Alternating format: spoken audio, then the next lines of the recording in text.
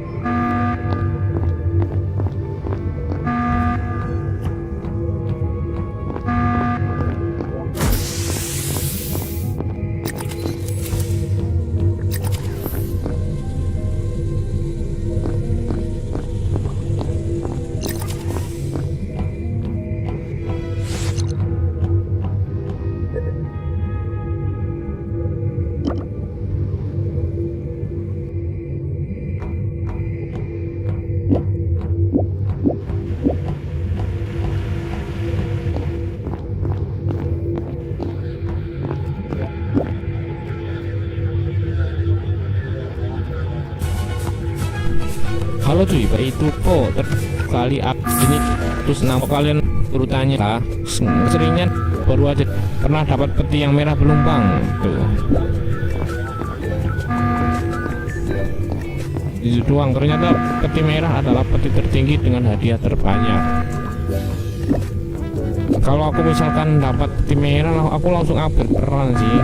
Ini aku belum pernah upgrade ya. Aku udah upgrade super sus sekitar berapa hari ya? Kayaknya 10 deh, 10 atau kayaknya 1 minggu lah ya. 1 minggu belum pernah dapat peti merah. Oke, jadi kalau kalian penasaran urutan peti super sus, ini urutannya ya. Langka, deluxe, epic, legendaris, dan mitos.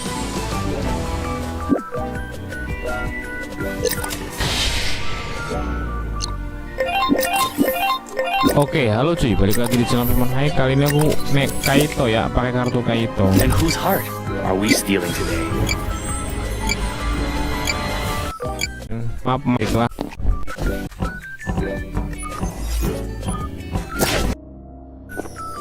Ke ballroom. Ayolah sih. Enggak.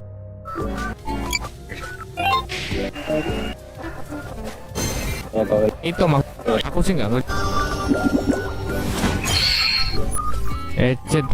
Aku sih nggak ngeliat dia. Aku sih nggak ngeliat dia ngekonjunya, tapi aku MR dia. Jadi, aduh, kenapa bukan WJ yang MVP.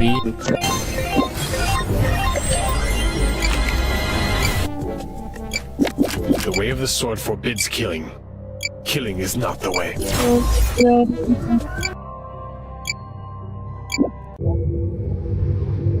Let thunder breach the darkness.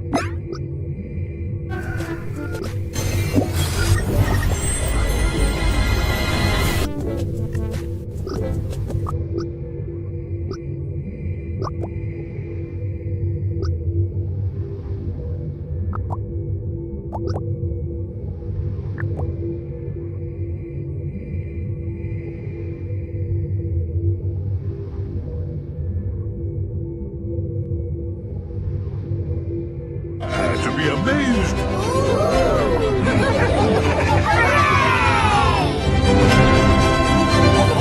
Oh, that's wonderful. Now there's a work of art.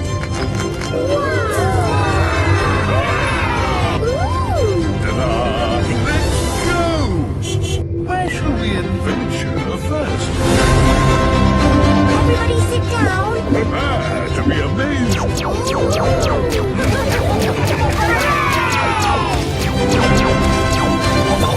Oh, that's wonderful. Now there's a work of art.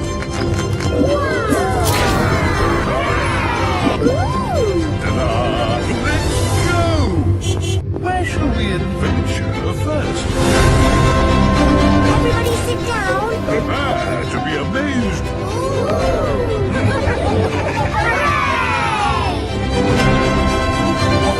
Oh, that's wonderful. Now there's a work of art.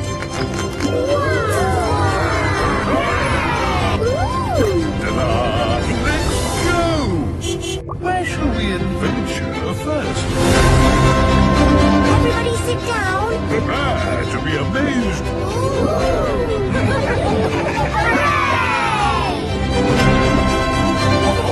Oh, that's wonderful. Now there's a work of art. Everybody sit down. Prepare to be amazed.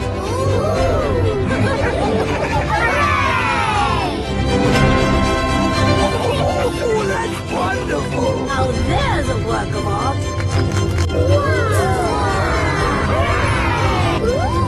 Ta-da! Let's go! Where shall we adventure first? Everybody sit down. Prepare to be amazed.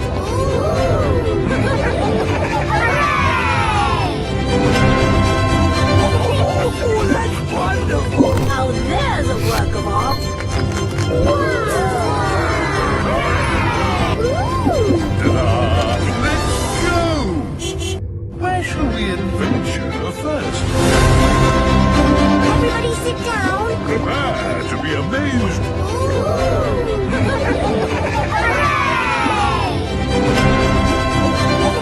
Oh, that's wonderful. Now there's a work of art.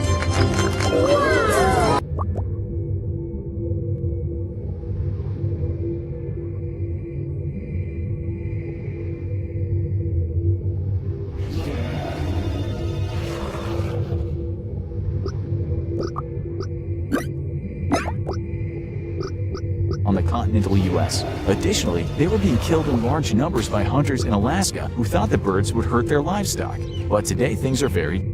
Smoking tobacco and other products used to be just a part of life. No one had any idea about the negative health connotations, and those who started usually got addicted pretty quickly. Taverns and public houses were usually full of smoke, and anyone who told someone to stop was more likely to have bigger problems than secondhand smoke. When smoking bans finally began, it was not where you'd expect. The first known smoking ban was by the Roman Catholic Church in Mexico in 1575, and only 15 years later, Pope Urban VII banned it in all church buildings. Smoking bans around the world were scattershot, with one Ottoman sultan eventually making smoking punishable by death.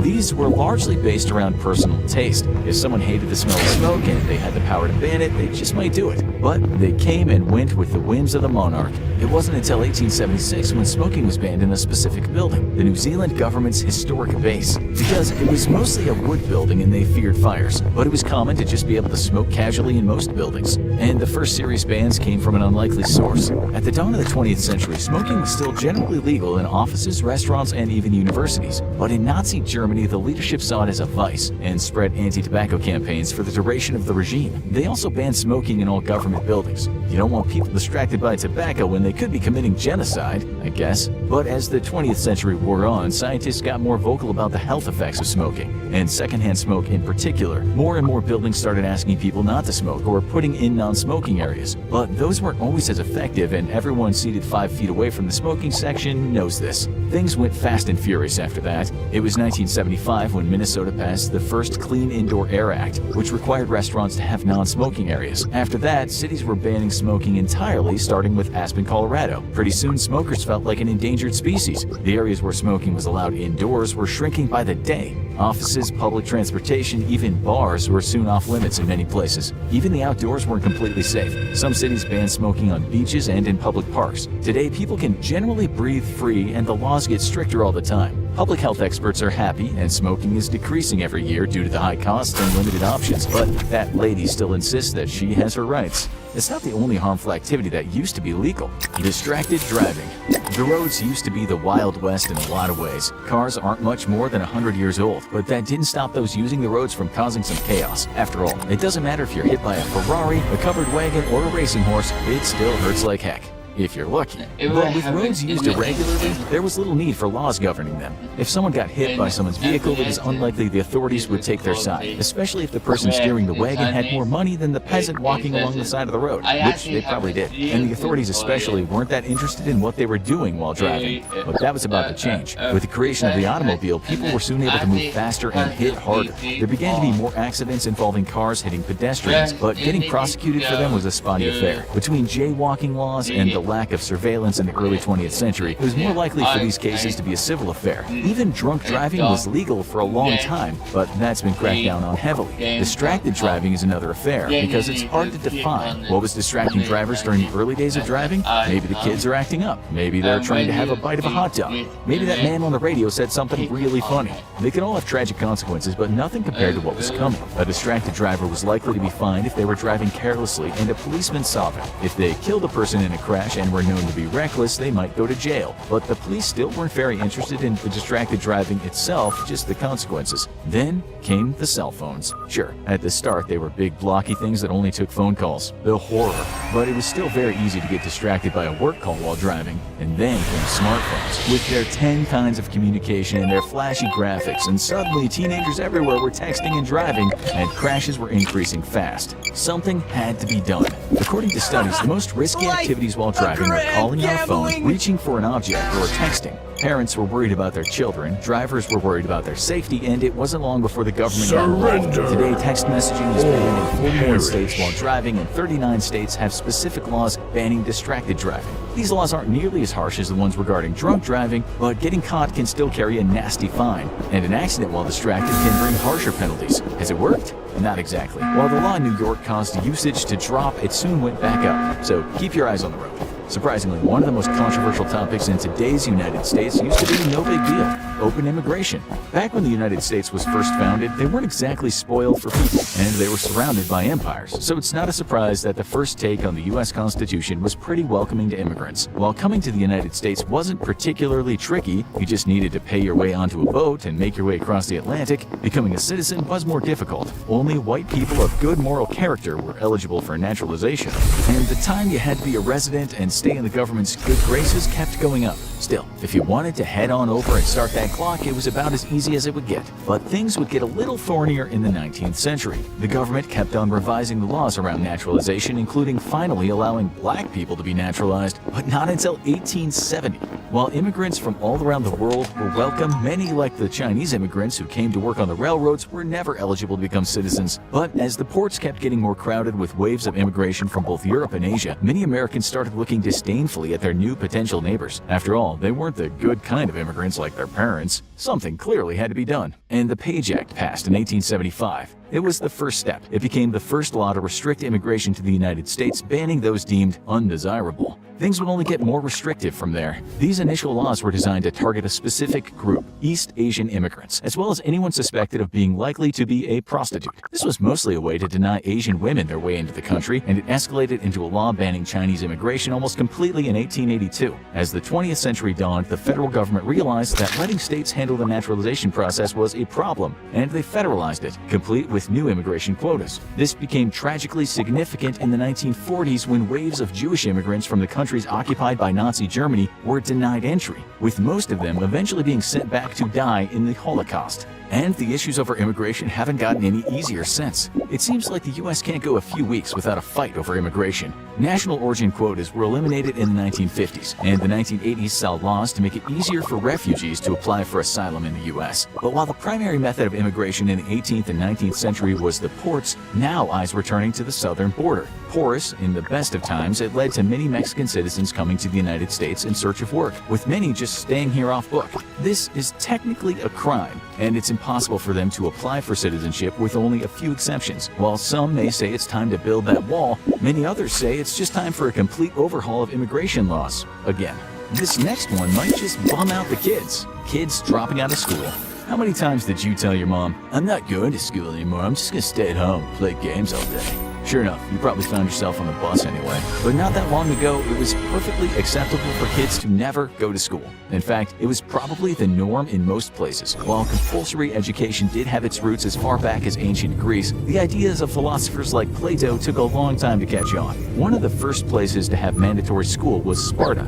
But it wasn't the type of school we think of today. It was a military academy, and the elementary school age boys were engaging in brutal training to prepare them for military service and citizenship. For the most part, parents were largely responsible for teaching their children, and it would take a long time for this practice to become popular. The first society to have compulsory schooling for everyone, boys and girls, is actually a surprise. It was the Aztecs, but across the pond in Europe, it was a very different story. Most schools were elite institutions that charged tuition, and most poor parents not only didn't have the money, they needed their kids back home. Parents taught their kids what they needed to know to run the farm or help out in the business, and they were put to work. But the Protestant Reformation brought change to Europe, and one of their big platforms was the establishment of compulsory education. This started in elementary school and spread through Europe and the United States. Soon, almost every district had their own state-run school. But establishing this new norm wouldn't be without its bumps. The Puritans, who established themselves in the United States, had a passion for learning, but it had to be balanced with the practicalities of life. This often meant students learned all day and then came home and started working on the farm. Puts your after-school job at Dairy Queen into perspective. This also meant that after a certain amount of time, usually primary school, learning was over and it was off to work.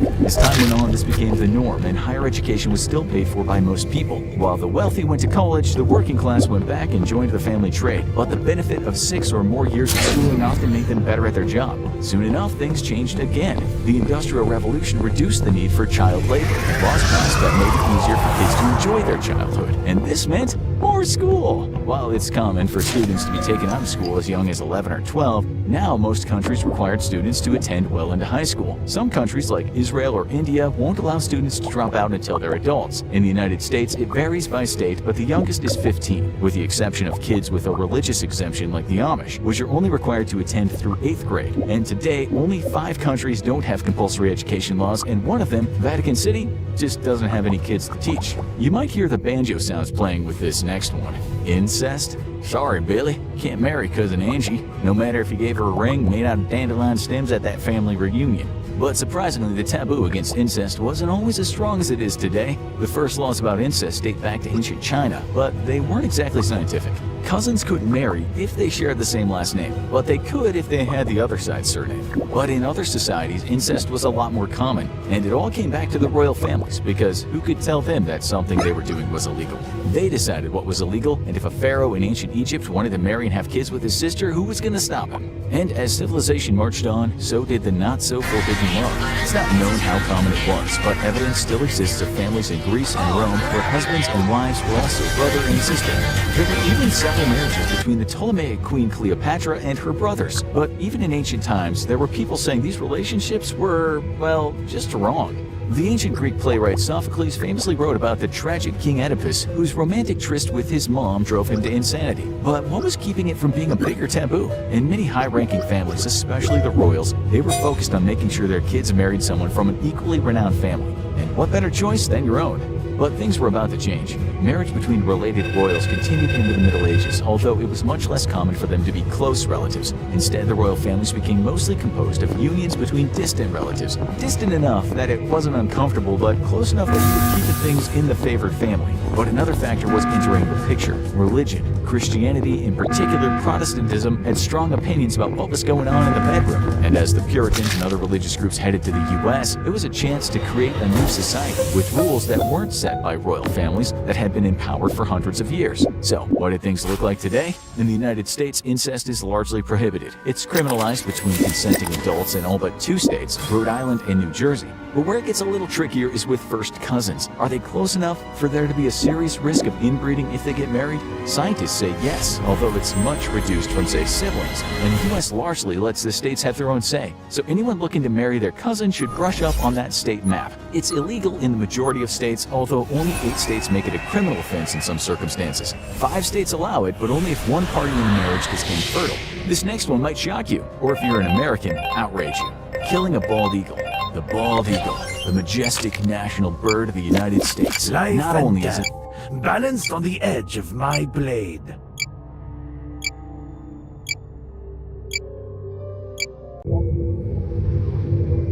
Surrender or perish.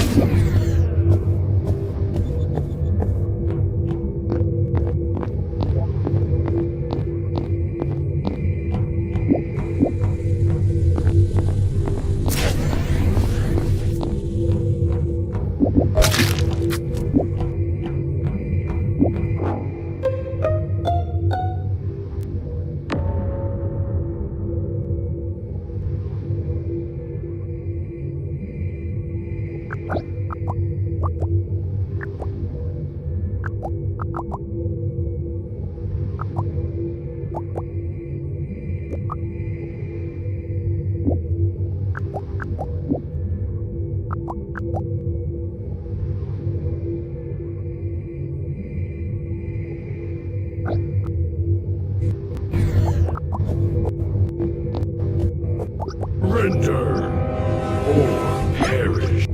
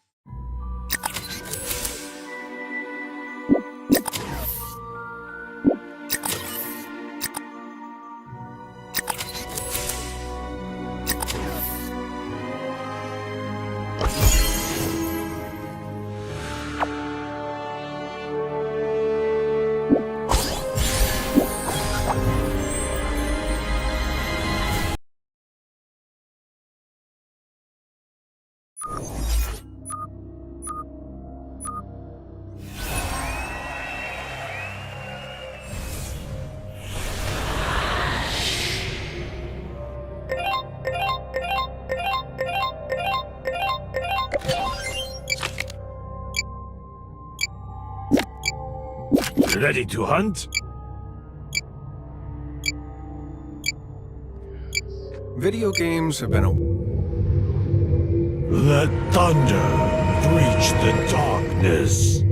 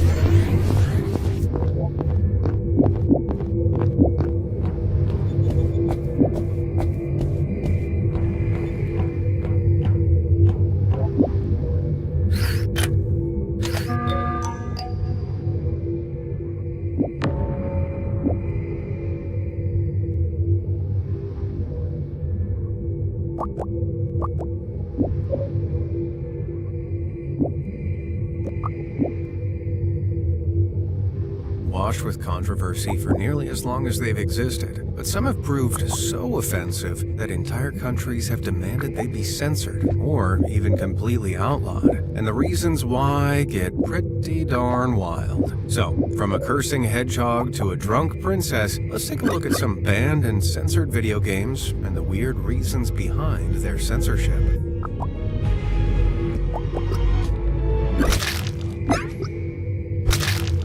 Half Game. Few video games have been more influential than 1998's Half-Life. This violent first-person shooter follows theoretical physicist Gordon Freeman as he's forced to defend the human race against an empire of extra-dimensional beasties. Sounds cool, huh? Well, not to the German government. See, Germany has historically had some of the strictest video game censorship in the world. Excessive violence has mostly been a huge no-no, but when Half-Life came out, it was widely hailed as a masterpiece. So, despite the violence, German gamers desperately wanted to play it, and developer Valve definitely wanted to sell it to them. To tackle the issue, they came up with some rather interesting ways of appeasing the censors. To start, blood and gore were toned down significantly, and human enemies were completely replaced with robots so they wouldn't bleed. Most notably, however, were the changes made to friendly human NPCs. In the original release, players could choose to straight up attack their fellow humans and even send them to sleep with the fishes. Rude. In the German version, though, well, any NPC you tried to unalive instead sits down on the floor cross-legged and begins shaking their head disapprovingly at you. If you want a lore-based reason for this, well, you're all out of luck. But it does kind of make you feel bad. What have I done? Devoted to a meme. I love a good meme. In fact, I'm something of a memer myself. I don't have to hide anymore. Some people, however, hate them, and they have to make it everybody else's problem. In 2019, small Taiwanese game developer Red Candle Games found this out the hard way. They just released their second title, a horror game called Devotion, to overwhelmingly positive reviews on Steam. Suddenly, this little-known developer got super popular. But then, only 2 days after its acclaimed release, Devotion found itself the target of a massive review bombing campaign. Floods of negative reviews came in, and the positive score ended up completely replaced with a mostly negative rating. So what the heck happened? Well, some gamers We will discovered not a little fear the Easter egg puny hidden in one of the imposter. game's assets. Inscribed on a seemingly innocuous Let talisman adorning the thunder wall were the reach words the Xi darkness. Jinping, Winnie the Pooh. Okay, well, let me explain. Xi Jinping is the leader of China, and some people say he looks like everyone's favorite honey-loving bear, Winnie the Pooh. Naturally then, the internet ruthlessly roasted Xi Jinping, making countless memes comparing him to Winnie. Surprisingly, the Chinese leader didn't take kindly to this, and in response, banned any reference to Winnie across the whole country. That's right, any reference. The censorship is so strict that when Square Enix released the Chinese version of Kingdom Hearts 3, the game that heavily features the little yellow fella, the devs had to completely obscure him with a white blob. Subtle. So, when Red Candle Games snuck a reference to the whole debacle into Devotion, Chinese gamers found out and angrily review bombed it. After the discovery, the game was swiftly banned in China, leading Red Candle to make an apologetic statement. Apparently, the offending material was a placeholder they'd forgotten to remove. Big boo-boo. To avoid further criticism, they updated the game to remove the reference, but the damage was already done. With poor reviews continuing to pour in, the devs pulled the game from Steam and never re-uploaded it. Oh no. But don't despair. If you're brave enough, you can still buy Devotion directly from Red Candle Games' website. That's the only place it exists, though. And all because of one guy's insecurity. Oh, bother. To help me out with my own massive insecurity, why not smash those like and subscribe buttons? You'll never miss out on another awesome video like this one. And I'll feel slightly better about my life choices. All done. Hey, I knew I liked you. Alright, onwards. Not so edgy hedgy. 2005's Shadow the Hedgehog is notorious for starting the decline of the Sonic franchise's best-written character. Shadow went from the ultimate life form to the ultimate edgelord. Where's that damn fourth chaos emerald? He said a bad word, yeesh, guns, mild curses, aggressive angst. It's a mess. But what if I told you that the game was initially intended to be a whole lot edgy?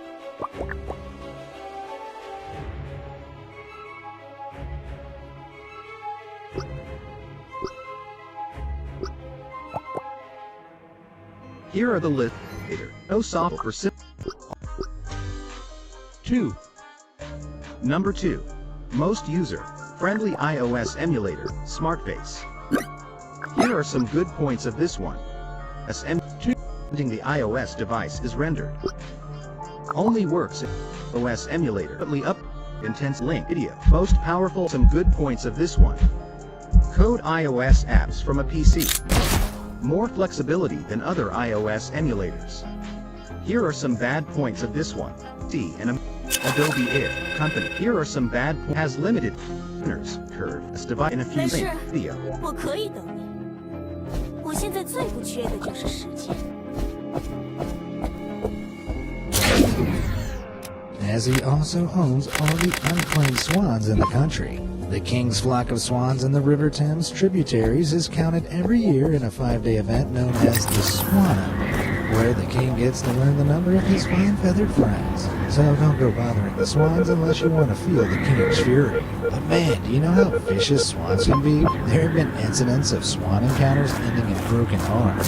If I ever have to go near one of those beastly birds, I'll need a suit of armor. But I'd have to steer clear of the UK's government building, the Houses of Parliament, because since 1313 it's been illegal to enter Parliament in a suit of armor. It was enacted after noblemen of the time would come to Parliament armed, among rising tensions. So this law prevented them from suiting up and hashing out their differences with swords while on the floor. Though it's a law that remains active to this day. I guess the only outfit suitable for Parliament now is a suit and tie. Kangaroo Court. Australia may seem like it has a laid-back casual culture, but down under the law books tell a different story. Take flying a kite, for instance, a perfectly peaceful way to spend an afternoon. But in the state of Victoria, flying a kite could land you with a $550 fine. The law applies to any kite flown to the annoyance of any person, under Section 4 of the Summary Offences Act 1966. And Victoria's strict state laws don't just restrict your activities at the park. They also come down hard on spring cleaning too. Turns out it's an offense to make any, and I quote, unreasonable noise with a vacuum cleaner after 10 p.m. The law even applies to early risers, as it's illegal to vigorously vacuum before 7 a.m. on weekdays and 9 a.m. on weekends. This is under Section 48A of the Environment Protection Act 1970, breach of which could result in a whopping $13,200 fine. Crikey, that's a steep price to pay to clean up some late-night cookie crumbs. Midnight vacuuming isn't the only thing that could land you a hefty fine in Southern Australia, though. If you're ever invited to an Aussie wedding, when the priest asks if anyone has any objections, keep your mouth shut. Otherwise, you could end up with a $7,000 fine or worse, 2 years imprisonment. This is according to the Summary Offences Act 7A, which states that any person who intentionally disturbs a wedding or a funeral is committing a criminal act. I guess instead of speaking now, I'll be forever holding my peace. And if you thought the law might be more relaxed in Sydney, then you'd be mistaken, because the cops double up as fashion police. No, seriously. Back in 2016, a taxi driver was fined $70 by police for wearing the wrong color shoes. Sydney police viewed brown shoes as a crime against fashion and fined the taxi driver under the NSW Passenger Transport Act 1990, which requires an improved yellow uniform. Though the act says nothing about brown shoes specifically. In fact, after the taxi driver, who worked for Uber, which has no set uniform, contested the fine, charges were soon dropped. Looks like the only offense here was committed by the Sydney police, who had a criminal lack of taste.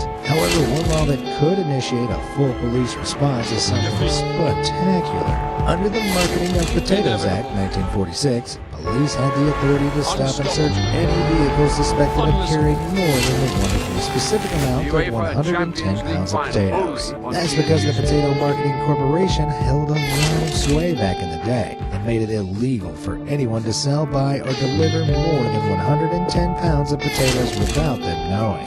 And though this law may seem starch raving mad, it remained in force in Western Australia up to 2021. Makes you wonder what dirt the Potato Marketing Board had on the lawmakers over there. One of the weirdest of the country's laws of all also comes from Western Australia, where it's illegal to collect seabird or bat poo without a special poo collector's license under Section 387 of the Criminal Code Act 1913. Now, this may seem like a totally gross law, because who goes around collecting poo?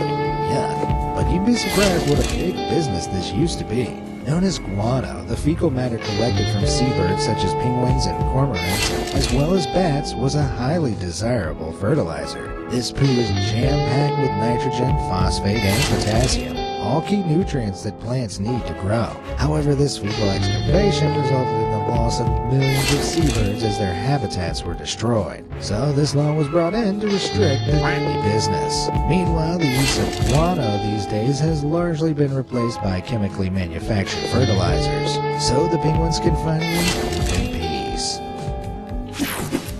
Continental justice.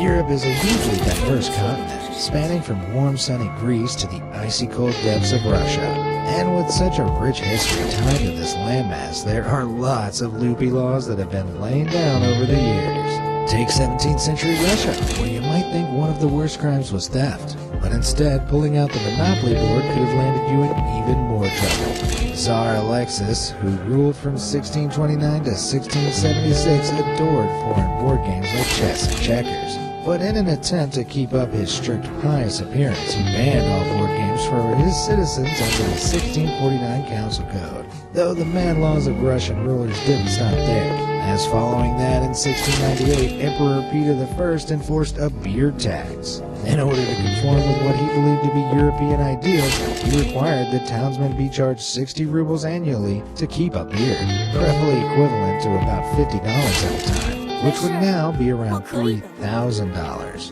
For a beard that cost nothing to grow, the police were ordered to shave any man who refused to pay the tax. Ah, no. anything but the dreaded baby face. And while the Tsar's police force were armed with razors, in 20th century Greece the police patrolled the streets with measuring tapes. Apparently, the dictatorship of General Theodorus Pentelos was exceptionally brief, only lasting from 1925 to 1926. Though in that time he laid down draconian laws and forbade women to wear skirts higher than 10 inches off the ground. Fortunately for the Greek women, this skirt law lasted as short a time as General Pentelos' rule. Though modesty laws weren't a strictly European invention either. As in the US, there were a series of laws in the 1920s that banned women from showing their legs in swimsuits. While during World War II a shortage of nylon used to make modesty-guarding stockings meant women had to resort to using marker pens to draw streamlines on the back of their legs. To be seen bare-legged in those days was a social scandal. Crazy, right? I bet last century's lawmakers would lose it if they were allowed today. Is that a bare shin? Ye gods, a naked calf! Is that, by God, is that a knee? Don't you know dignity ends at the ankle? Times have changed, but not all of the laws are up to date. Imposed in 1800, one shockingly old-fashioned law in France banned women from wearing trousers, and required that women needed the permission of the local police to, no joke, dress like a man, with the exception of wearing trousers when riding a bike or on horseback. Though ignored for decades, this law was only officially repealed as late as 2013. Thankfully, this sexist relic of a law has been retired to the crypt, but that leads us to an even weirder French law. Now, Paris may be known as the city of love, but French laws take romance to a whole new extreme. As in France, you can legally marry the dead. Known as necrogamy, it is an official ceremony where one can marry their deceased partner, permitted under Article 171 of the Civil Code. It was an especially common practice after World War I, when women wanted to assure the legitimacy of their children after their wartime sweethearts sadly perished on the front lines. Around 50 requests for posthumous marriages are made in France every year. I guess love never dies. Marrying the dead isn't the only way the law tackles the Grim Reaper. Death may be inevitable, but one law has done the impossible and made death itself You don't think I'm out illegal. to just... Or at least one mayor of Langeron village in Granada, Spain tried to in 1999. Back then he banned any of the village's 4,000 residents from dying. Though this mayor isn't as foolish as he sounds. Instead, it was a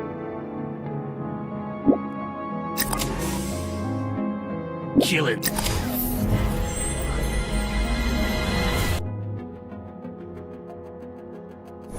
没事，我可以等你。我现在最不缺的就是时间。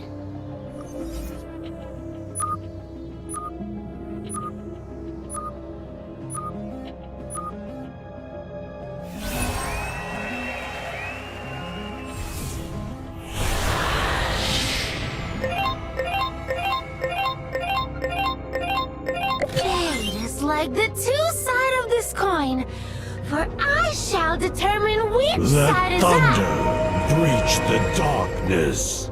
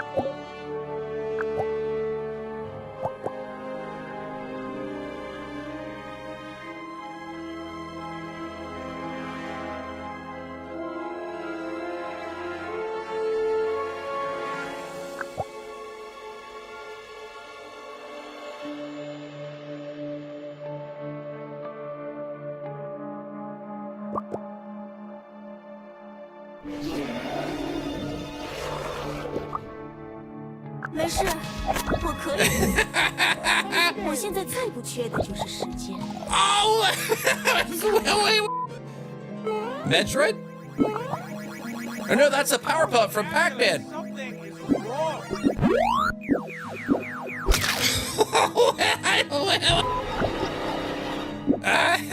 Not the maker pen.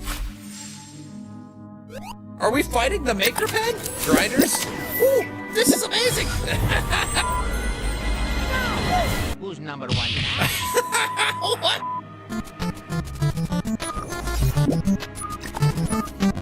Hey everyone, it's Derby from Balloon Television Games, and I'm here with Goomba! How you doing today, Goom? We're going to be reacting to your video suggestions. This first suggestion comes from Paul. When everything Mario touches turn to stone by level up. Let's check this one out. You ready, Goomba? Yay, Mario's here! The pipe turned to stone. The crown turned to stone. The Goomba turned to stone. He just shrugs it off. Oh! Crushed by the stone block.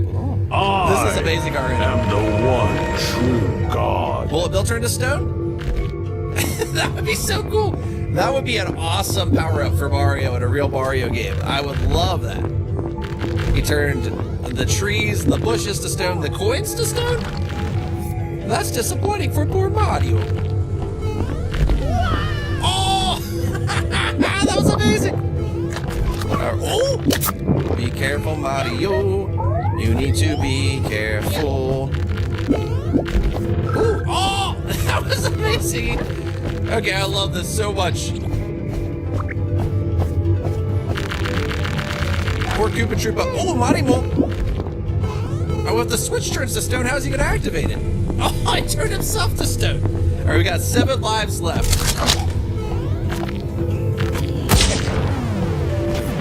There we go. It's like a puzzle game, basically. All right, down to the underground level. Ooh! Stone spiderweb. 6 lives left. Okay. Bob. Key. Oopsie poopsie. Wait. He has an idea. Stone door falls through. Oh, genius! Good job, Mario. Stone thwomps are kind of already stone.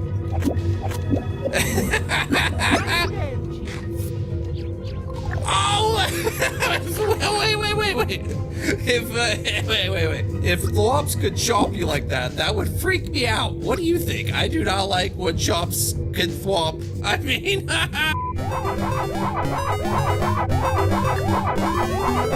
I don't like when thwomps can chomp. Oh, Goomba, what do you think of chomping thwomps? That's what you think? All right, back at it. I love when he does that. Giant Goomba!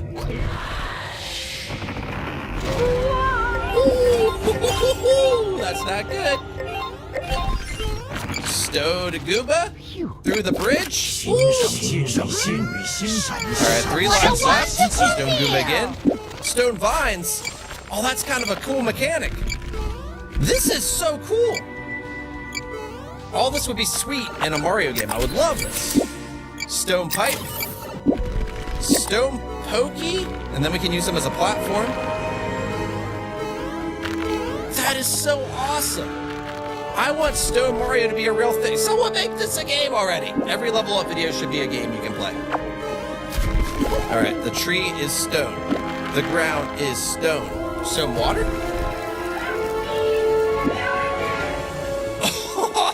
One life left. Oh, that I love the little like poke. Stone flag. It works. Look at that, see. Yes. All right, our next suggestion comes from Kid, and they said, Darby, you should try the Power-Ups Mix-Up videos by Dorkly. All right, sweet. Let's do it. All right, here we go.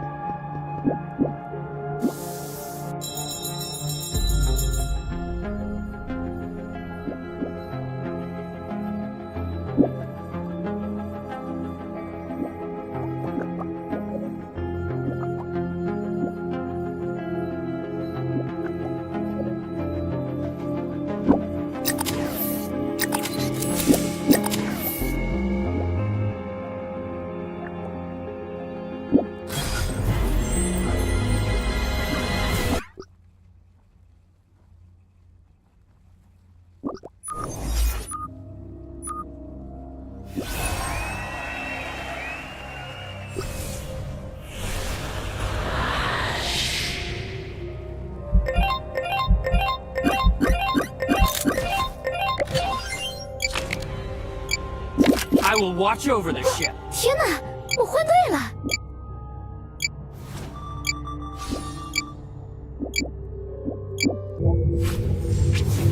Let thunder breach the darkness.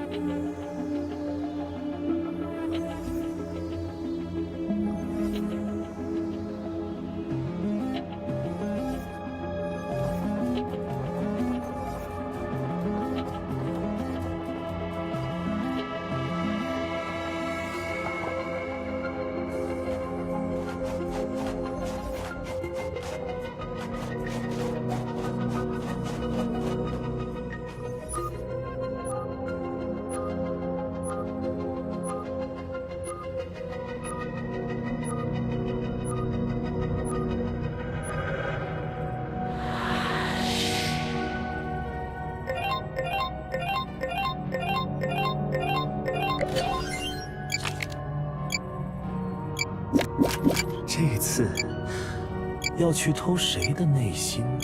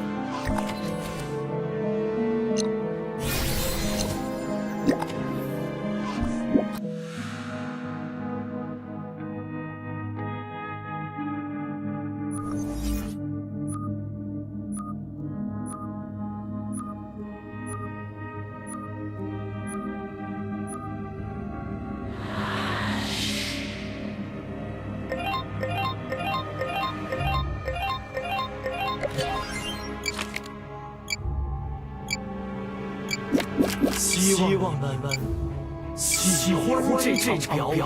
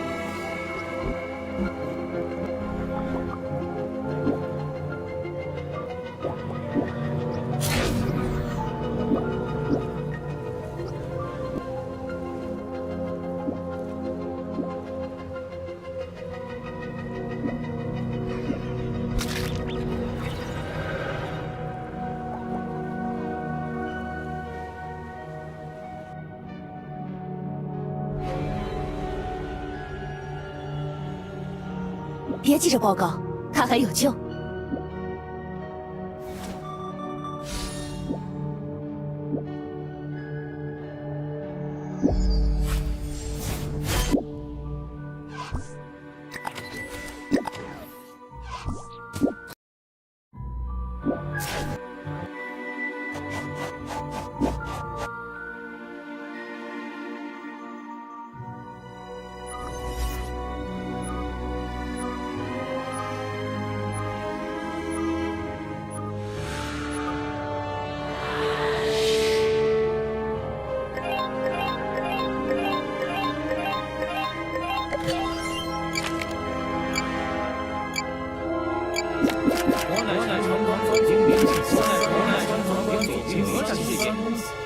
着写。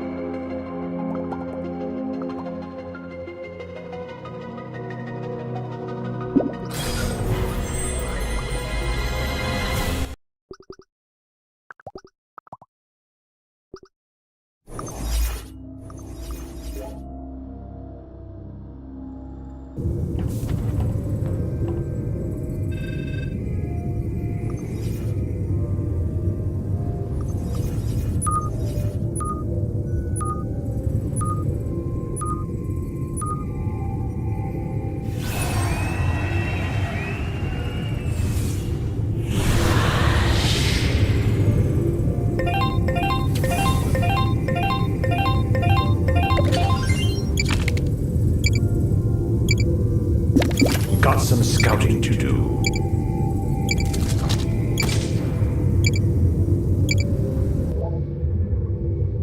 Let thunder breach the darkness. 我喜欢你们。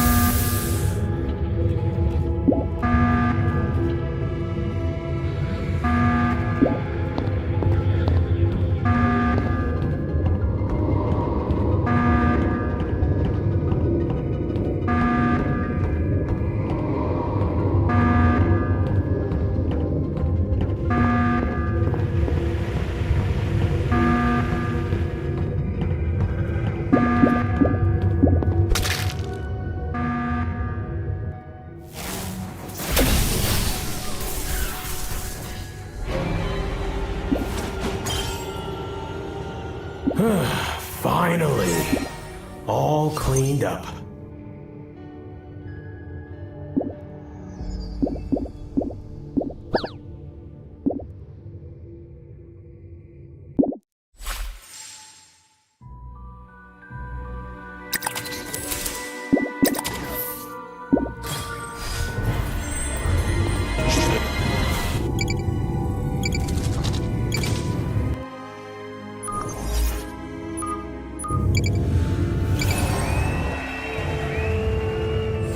Let thunder.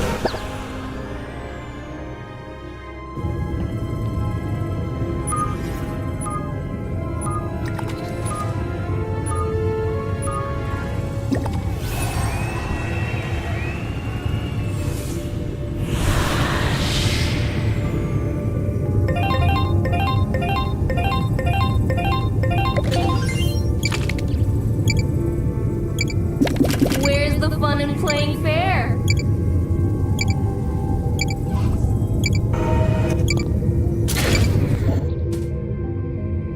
Let thunder breach the darkness.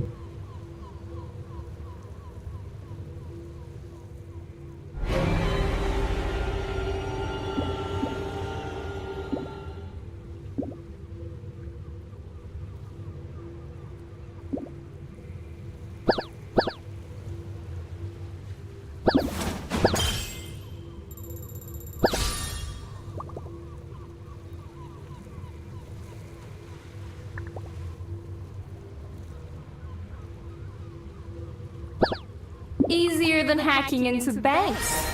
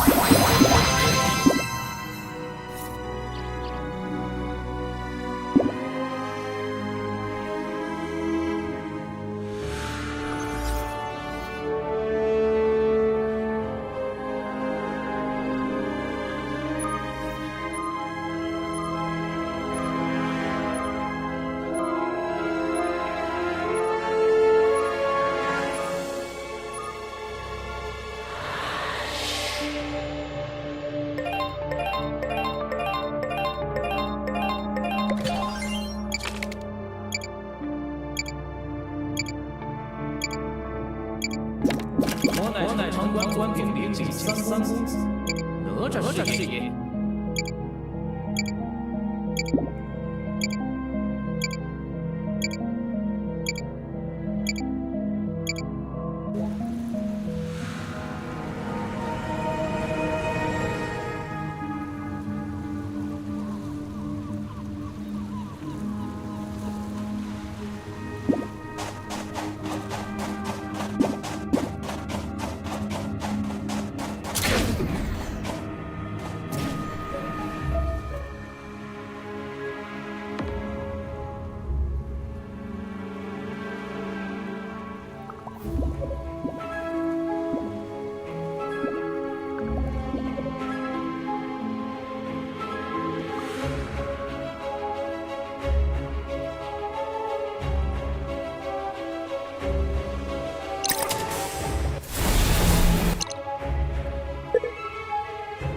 My plan after revenge, my revenge will.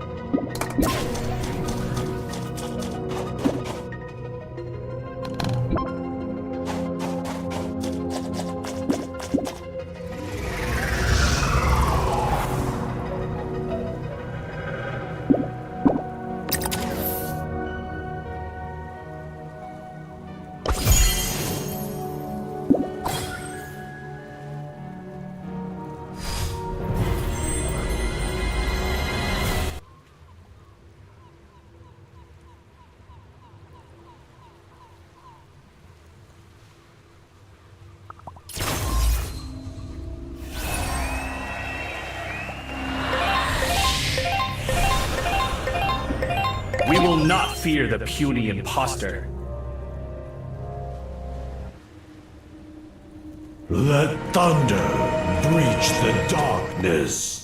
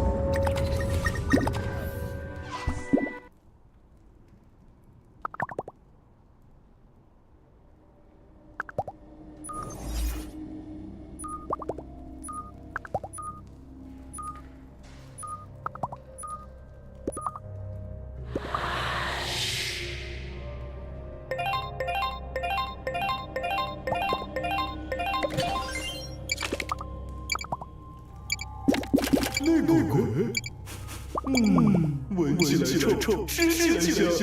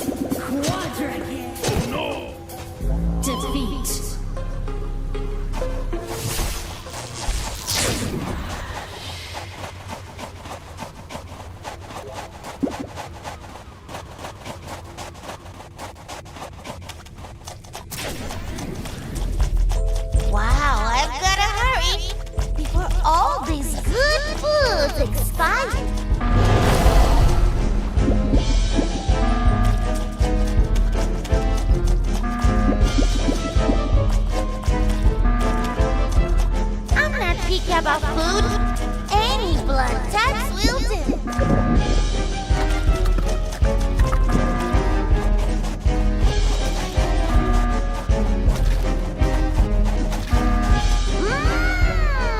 What a wonderful meal!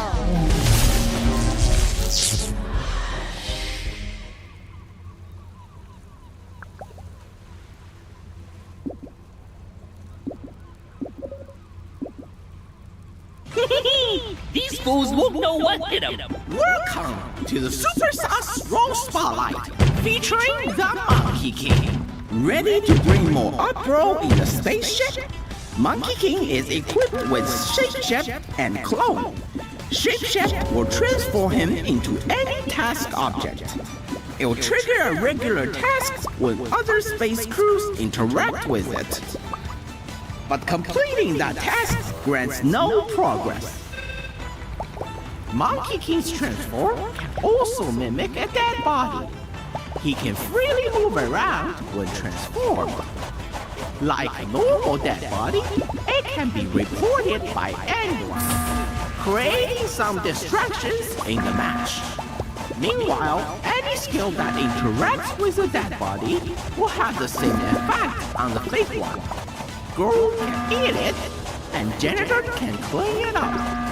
It will immediately punish the naughty monkey. Monkey King's second skill, Clone, will make a carbon copy of a random player in the match. Make it double, or better, triple. Use Transform on the clone to copy its appearance. While playing as the Monkey King, trick the others by turning into subtle objects. Find the right time and wham! Make use of your clone for the best distraction. Once you see the doctor is reviving a dead crew, eliminate the doctor and create a clone. The clone will run out of the map bay, and any witness will surely suspect of that color. Play as the Monkey King and turn the spaceship upside down. Don't forget to check out our other raw spotlights. See you next time.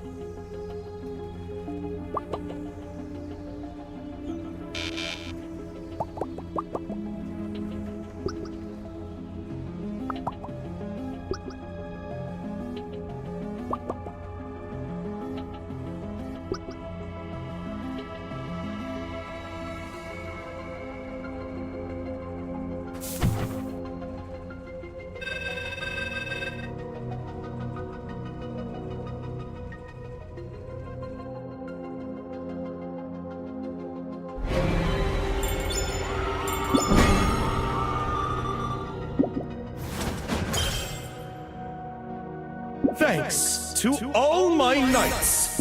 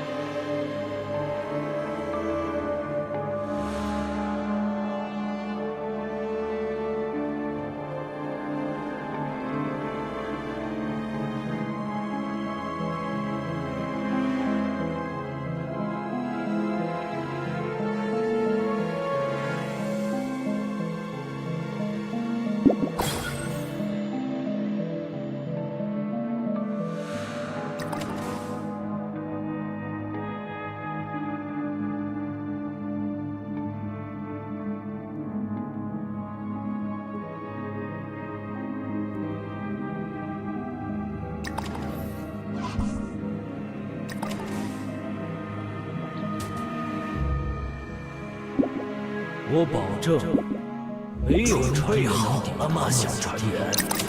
我在这儿。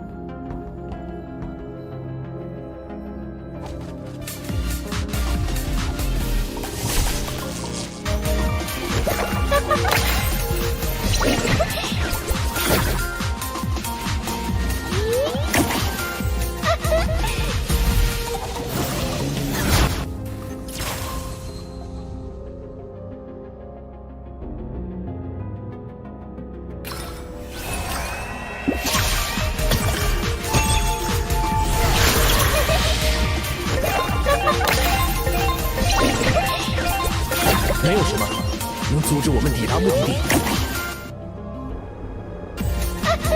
Let thunder reach the darkness. 没有传言能抵达。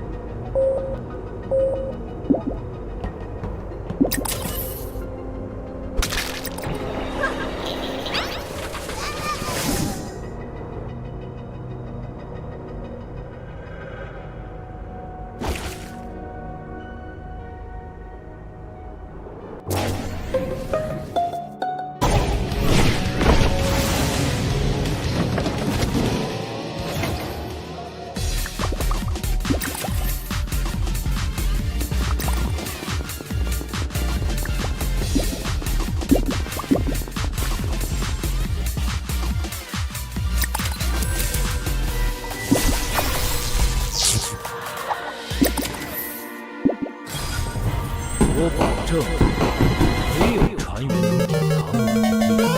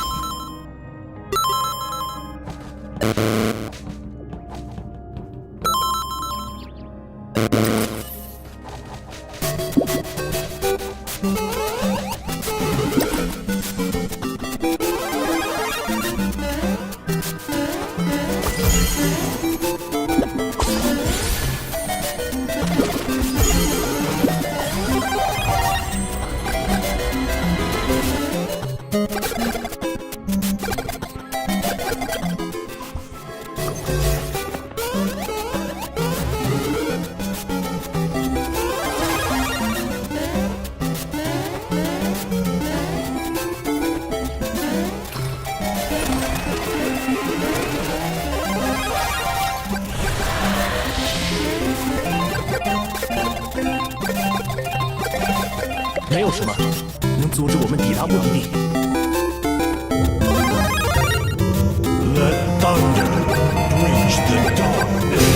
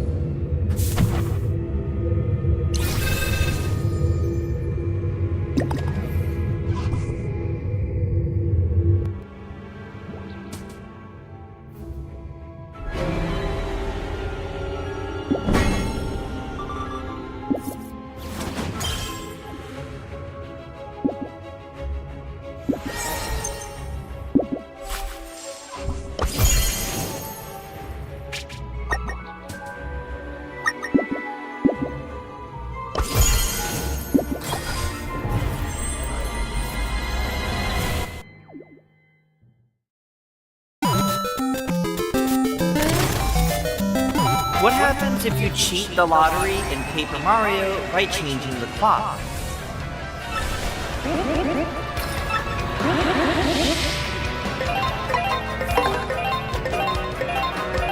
风险只是机遇的另一个名字。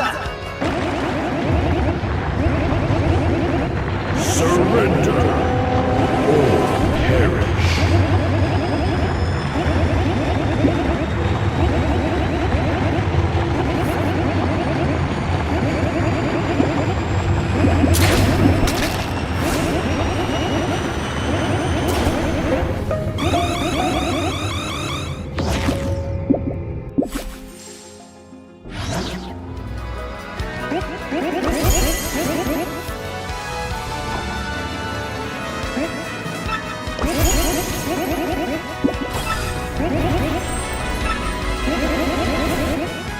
What happens if you cheat the lottery in Paper Mario by changing the clock?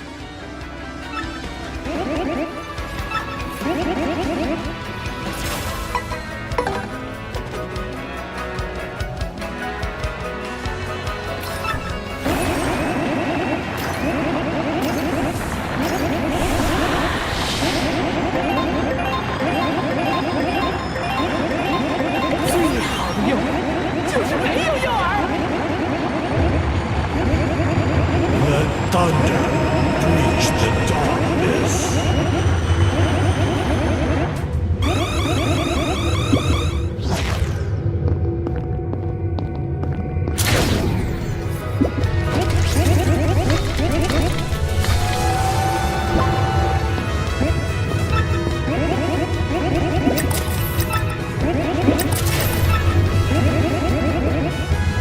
What happens if you cheat the lottery in Paper Mario by changing the clock?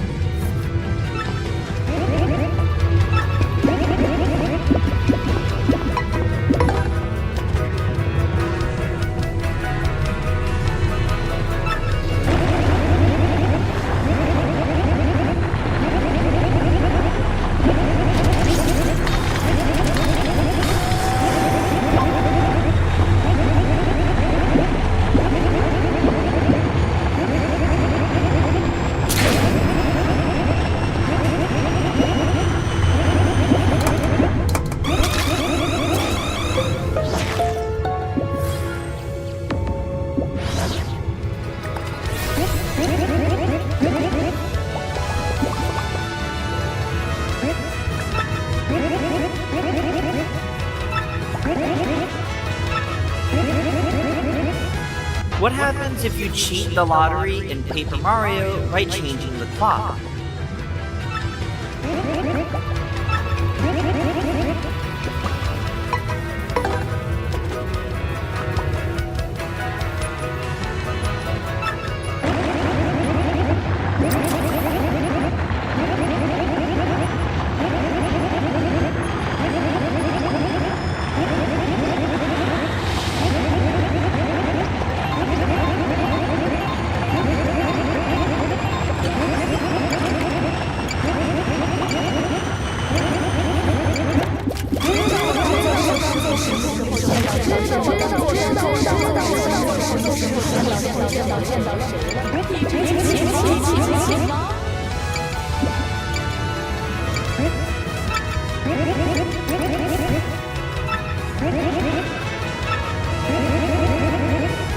What happens if you cheat the lottery in Paper Mario by changing the clock?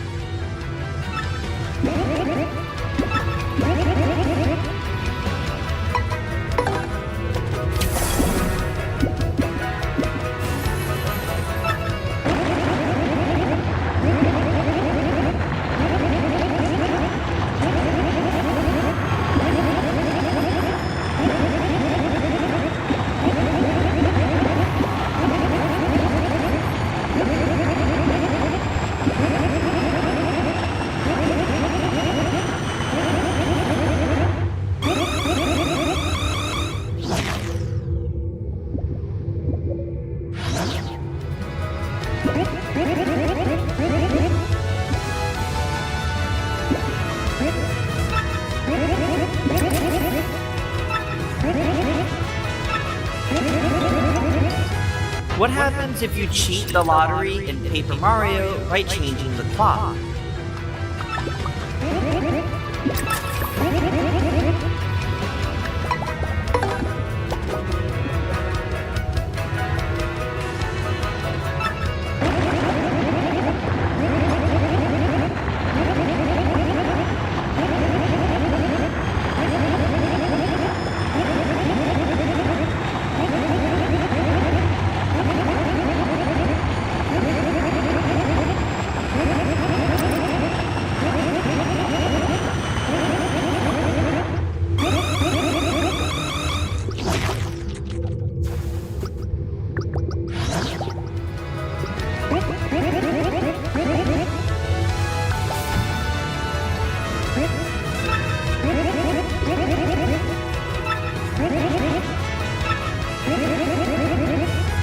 What happens if you cheat the lottery in Paper Mario by changing the clock?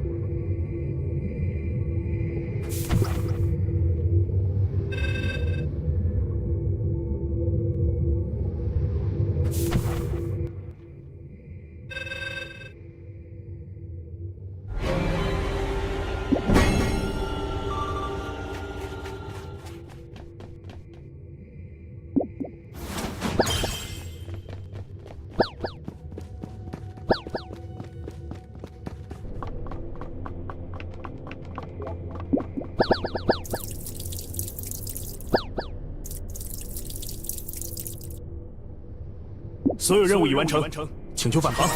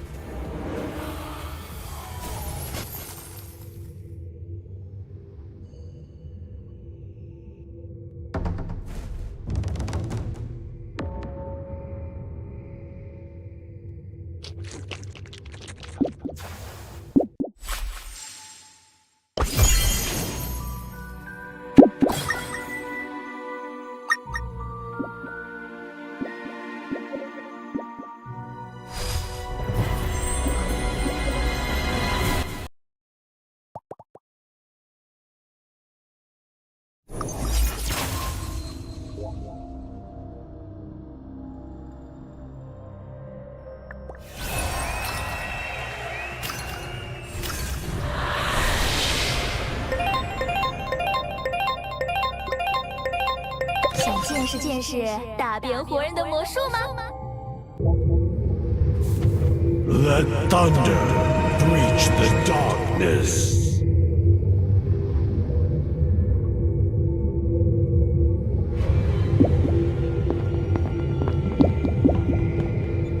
我的子弹上都刻着内鬼的名字。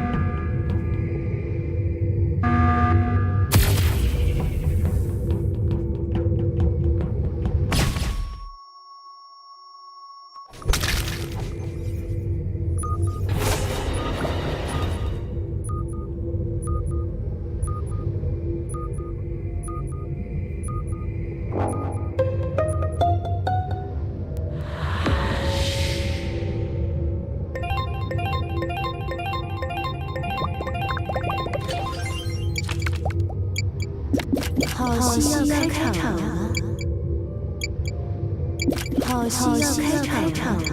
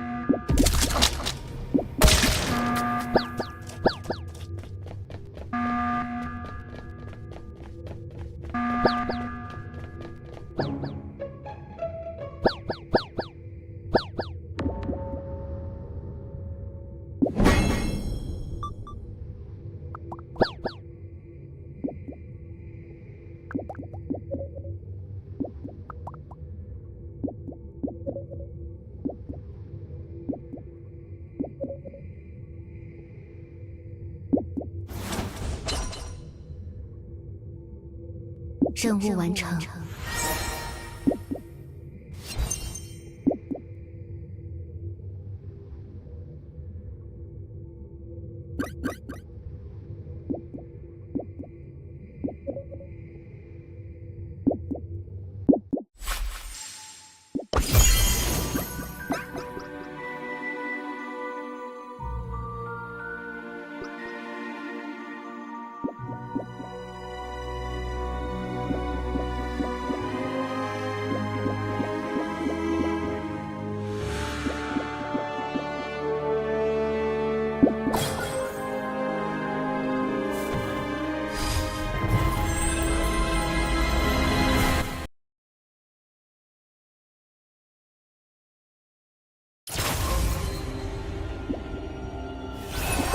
天哪，我换队了！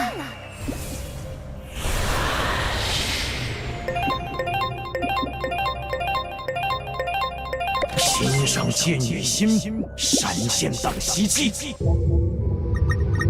Let thunder breach the darkness.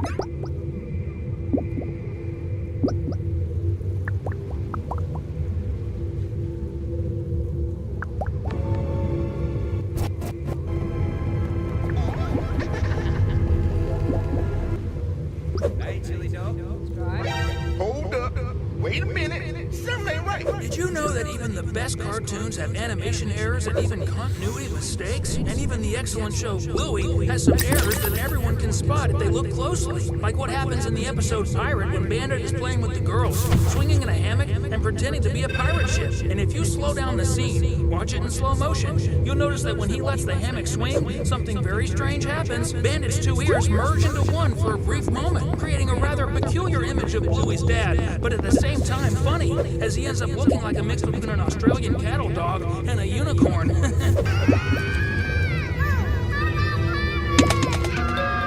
This is just one of the errors we found in Bluey that we're going to tell you about now. Want to know all the others? Just stick with us. Another small animation error we found in Bluey is in the episode Phone, when Grandpa visits the healer's house to see the family. He plays with the girls while trying to figure out his phone. When he goes to where the girls are playing, Bluey has a makeshift restaurant where they play food delivery. And on this counter, there are some bowls, a red pencil, and a small notebook. But something interesting happens right after that when we see the scene from a different perspective, and we see the girls' faces head on. We see that the three items are still there, but the pencil is no longer next to the bowls. Instead, it's on top of the notepad. And right after that, the items go back to their original positions.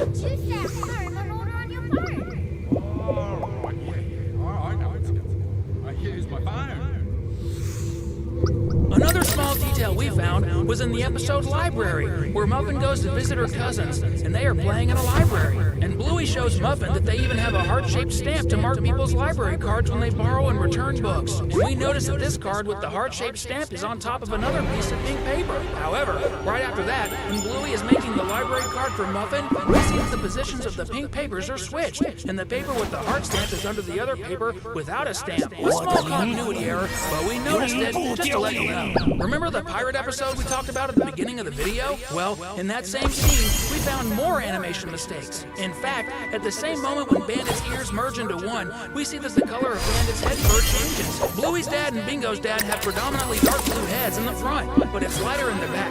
But we see that it becomes much lighter in the front at that moment, right next to his right eye, where it should be all dark blue. But that's not all. Right after that, something even stranger happens in the animation. This time, instead of his ears merging into one, Bandit's eyes merge into one, and he becomes a kind of mutant Cyclops blue heller. Additionally, his snout also disappears for a brief moment, making him truly unrecognizable. But then, he quickly returns to normal. Thank goodness.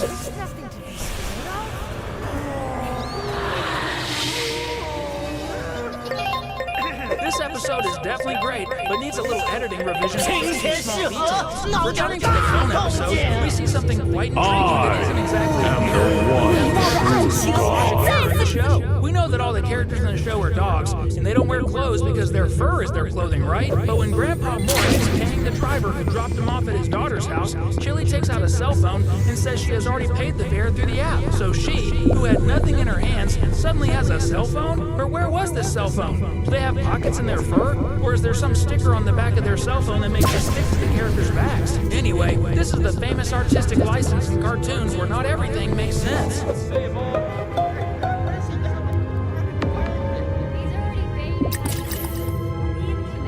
The next mistake we're going to talk about is related to Bluey and Bingo's cousin, Muffin. If you've made it this far, you're definitely enjoying the video. So to make sure you're following what we're saying, comment down below #kangaroo in honor of Bluey's home country, Australia. Returning to the library episode we mentioned earlier in the video, we also found a small continuity error in it. When Bluey is making the library card for Muffin, she pretends they're taking a photo, which is very cute. But if you look a bit earlier in the same episode, you'll see Bluey introducing, in quotes, the library's facilities, and she shows Muffin the book cart next to the sofa. So when Muffin was about to take her imaginary photo, this cart simply disappeared. And before you think it might have been removed, I don't think so, because Bingo was reading while Muffin and Bluey were in the process of making the card. A small coherence error in this otherwise very good episode.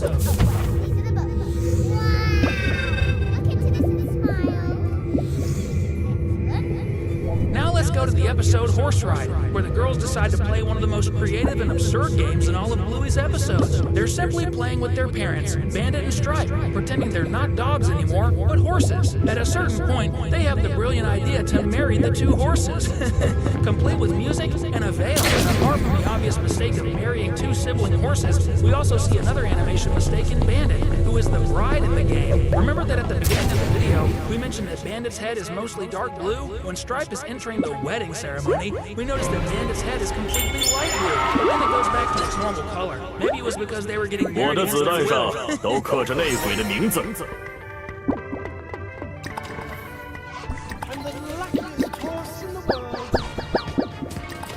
The healer's house is filled with many pictures and photographs on practically every wall. But in one episode, we noticed a small detail related to this family characteristic. The girls decide to play hotel, and they are at the top of the stairs leading to the first floor. And when they pick up the laundry basket, we see that right above their heads, slightly to the side, there's a picture of a ball on a beach. But in the next scene, we see something completely different. Instead of the beach picture, there's a photo that looks like it's a Bluey. And in case you're thinking that maybe the beach picture was supposed to be below, we see that right below the picture of Bluey, there's actually a green background, indicating that it's neither sand nor seawater. This one almost went unnoticed. In that same episode, there's another detail that happens very quickly and is almost imperceptible. But we noticed it. When Bandit is playing with the girls, he turns on the TV, and the girls pretend they're on a channel where Bluey keeps putting Bingo's head on the bed all the time. Everything's fine up to that point, but after Bandit changes the channel within the game and goes back to the face on the mattress channel, we see a detail.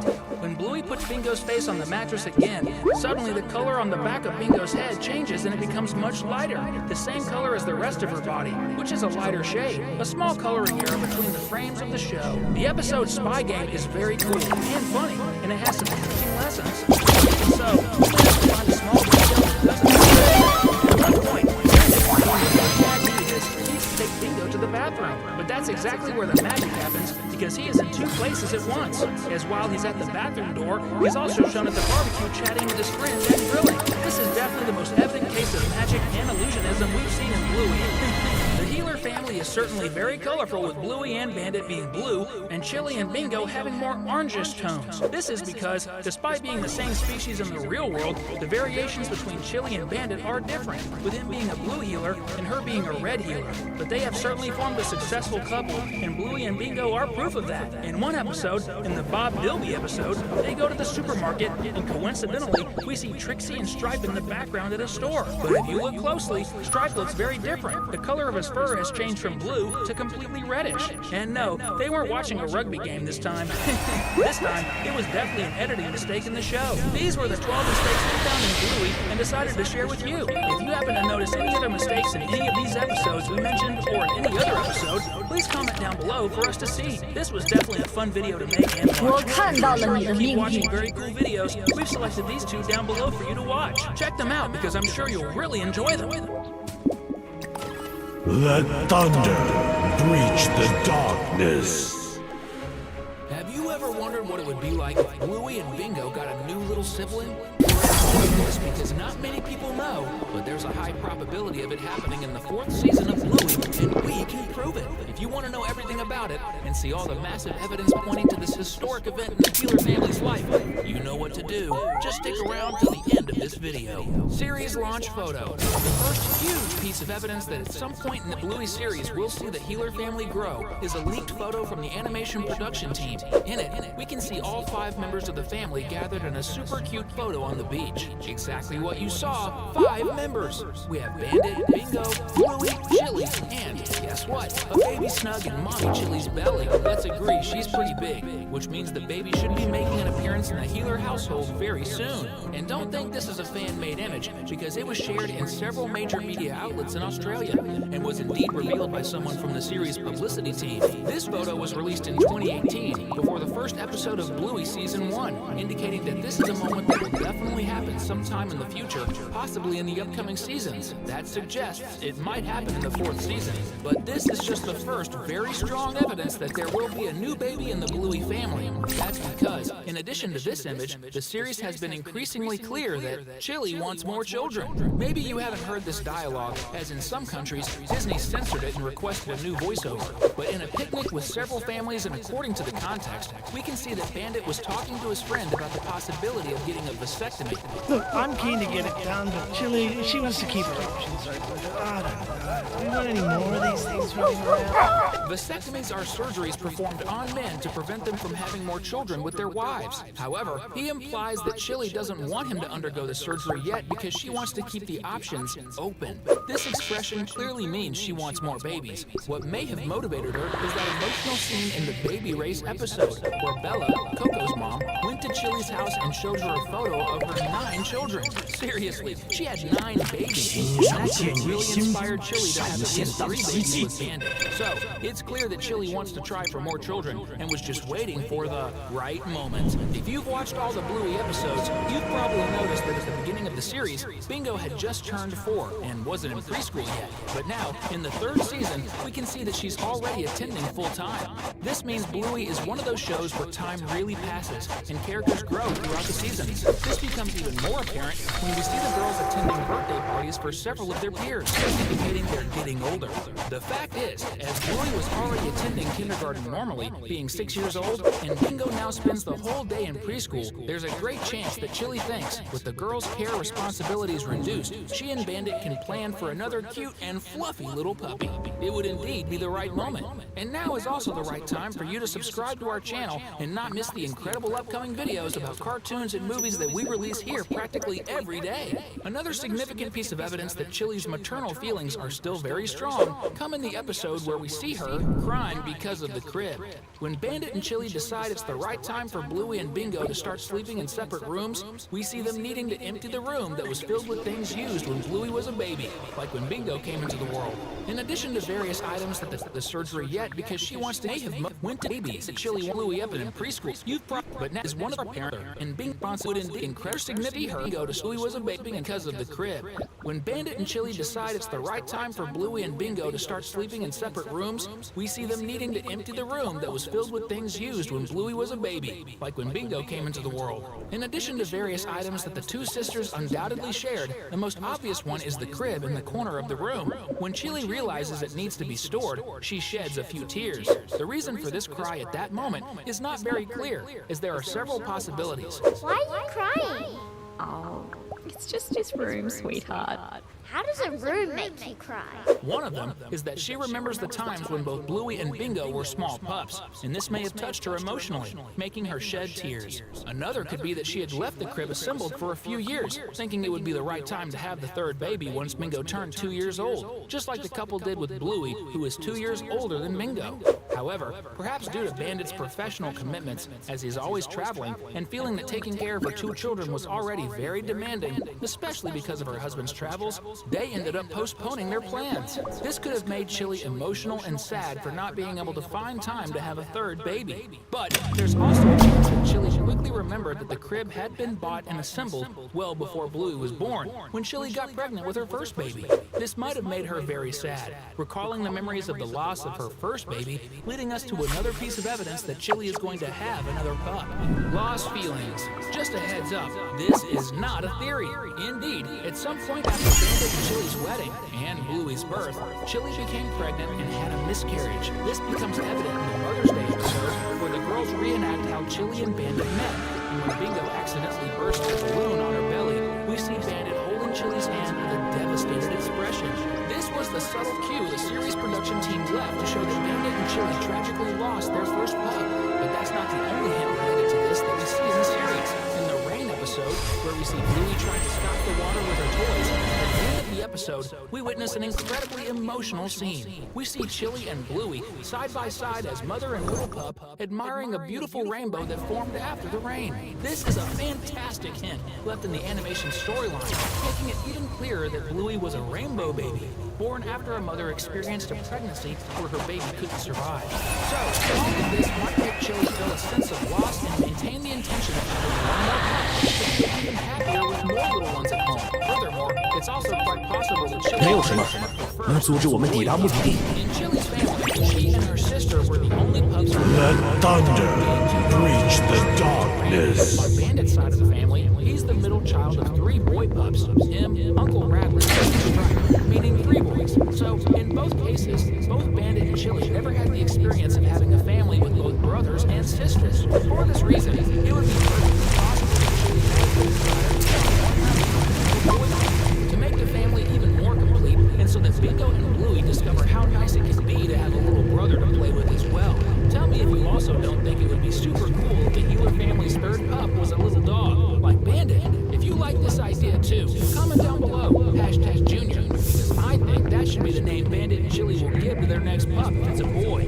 Additionally, another reason for Chili to give a little brother to Bluey and Bingo is that it would make the show even cooler than it already is, as we would have the chance to see how Bingo does as the older sister. Bluey is the firstborn of the family, and the series bears her name, but I have to admit that I find Bingo very funny. She has the funniest moments and expressions in the animation. This is probably because when someone becomes the older sibling, they start having more responsibilities, even helping the parents with their little sibling. Bluey has been through this with Bingo, and they are 2 extremely close sisters. But Bluey had to learn how to be the older sister, and it would be simply amazing to see Bingo also learn how to be an older sister, just like Bluey did. And it would be incredible to see episodes from the 4th or 5th season when the baby has already been born, with Bingo discovering various new things she has no idea about to help take care of her little new brother. Furthermore, the birth of a new Healer pup would be a perfect setup for episodes showing flashbacks of events that happened with Bingo when she was still a pup, just like we saw Bluey in the Baby Races episode. This is because the only reference we have in the series, at least that we notice, of Bingo as a little pup is a photo we quickly see from a distance in one of the episodes, where she wears a pink outfit and looks super cute. Everyone knows that Bluey is one of the cutest shows out there, but I'm sure an extra dose of cuteness wouldn't hurt, because since 2 little Healer pups already fill our hearts with tenderness, 3 little Healer pups will fill even more. These are all the concrete pieces of evidence that we've noticed throughout these Bluey seasons that make it more than clear that the 4th season is the perfect season for Chili and Bandit to discover that there's a new cute little pup on the way. This way, the following seasons would unfold with this new member growing up and teaching even more precious lessons for all of us. And to reward you for sticking around in this video, we picked 2 more videos for you to watch and enjoy some great content. I heard the one on the left is really good.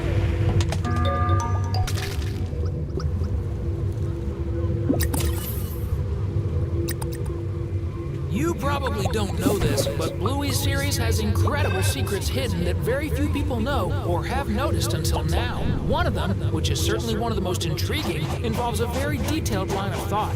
One of the early promotional images of Bluey, before its debut episode, showed the Healer family with a 5th member. This was because Chili was pregnant with a 3rd baby in the photo.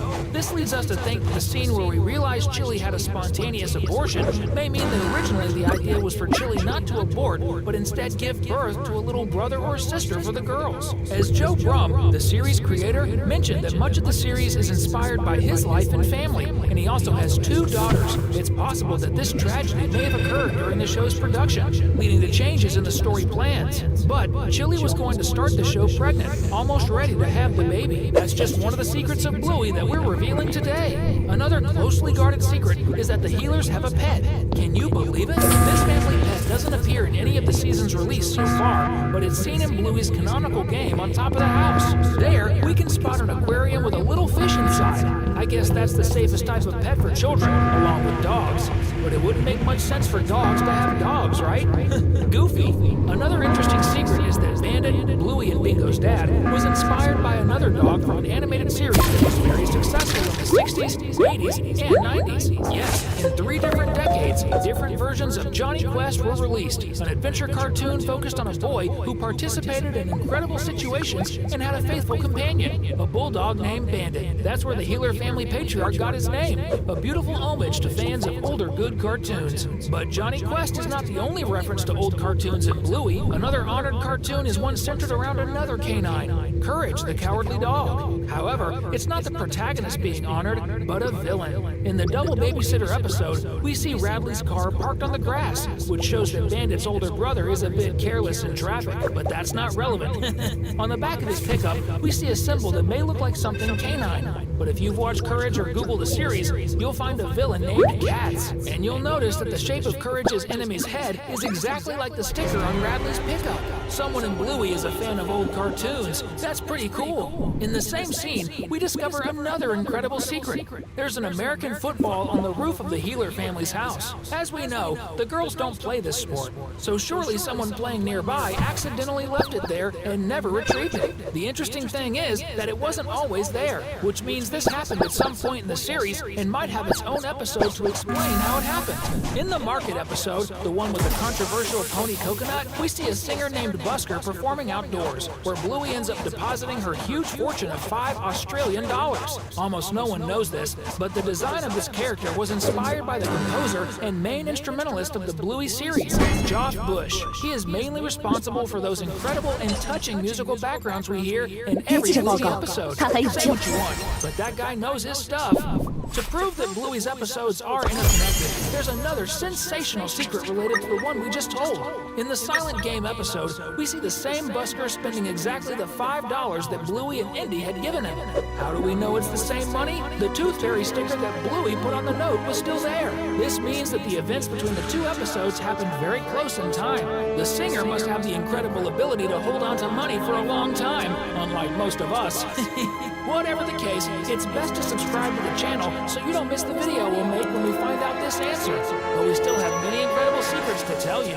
Moreover, another cool secret is that in the Dance Mode episode, we see the same $5 note again in Busker's hat. And yes, it's the same note again, as the sticker is there once more. This Dance Mode episode happened well before the Silent Game episode. It indicates that he really must have kept that note as a kind of lucky charm. In that same episode, where we see the Healer family dancing wildly, we notice a very interesting detail. When Chili passes in front of Wendy's car, her neighbor and Judo's mom, we see that Pat, her other neighbor, praises Bluey's dance steps. At that moment, we see Wendy's expression change completely, and she makes a face as if she didn't like what Pat said.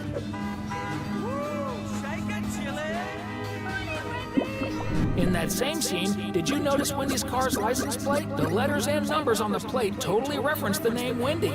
This happens frequently in the series, as the Healers themselves also have a plate in the same style, as we've mentioned here on the channel. In the Puppet episode, we uncover an incredibly interesting secret. While Bandit is pretending to be a unicorn, using his hand to manipulate the little unicorns, he refers to Bluey and Bingo as Salad Dodgers. The interesting thing is that this is exactly the name of the game Bandit is playing in the pilot episode of Bluey.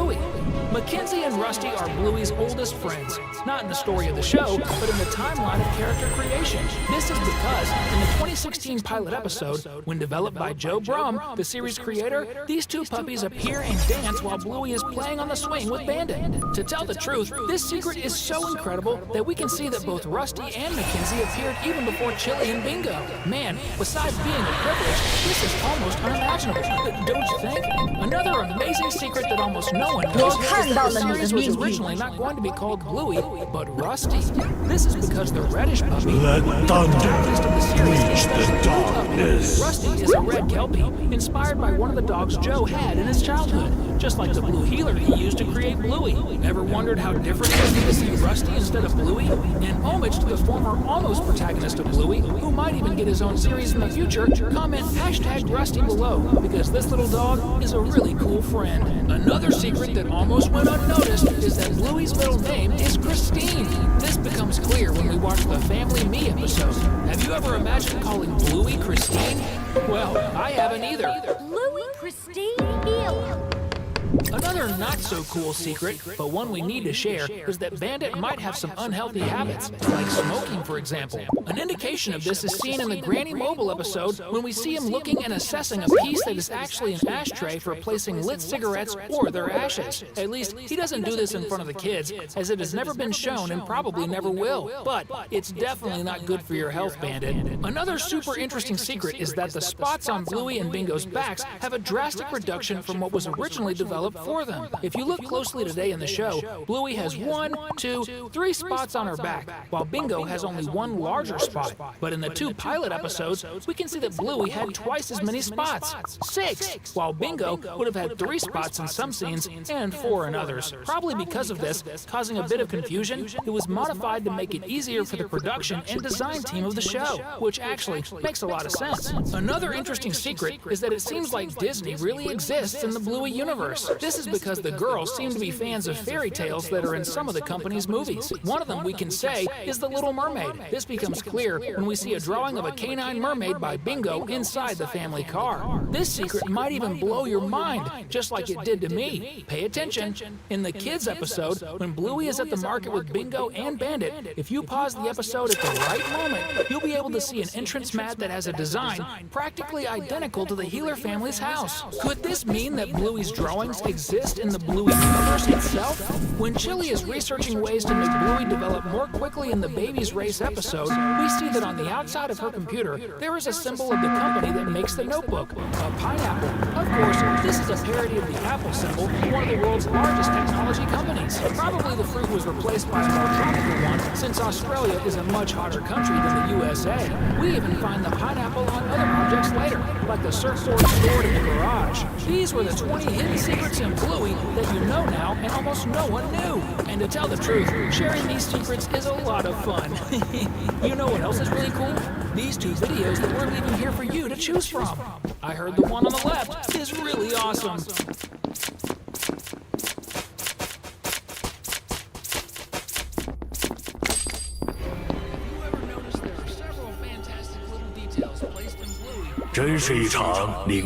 One of these details happens in the episodes where the Healers are traveling and Chili wants to buy sunglasses.